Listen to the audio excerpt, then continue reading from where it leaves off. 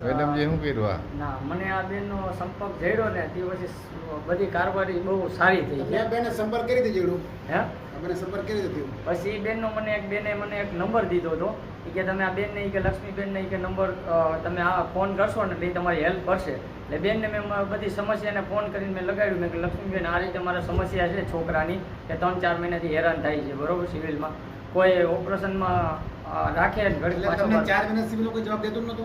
ના પછી આ બેન સંપર્ક જોડાનો આ ઈ પછી બાબાનું શું બધું નામ? સારાવાના થયું. આ બાબા છે એનું જ ને? હા હા હા હા આ બાળક આ બેન તમારું શું થાય? ઈ મારા ભાભી છે. અચ્છા હા. આ ભાઈ હા એના એમ. હા. એટલે એના કારણે આ બેન અને અત્યારે તમારે બીજું કઈ ખાવા પીવાના કઈ તકલીફ સિવિલમાં નહીં કોઈ જાતનું નહીં.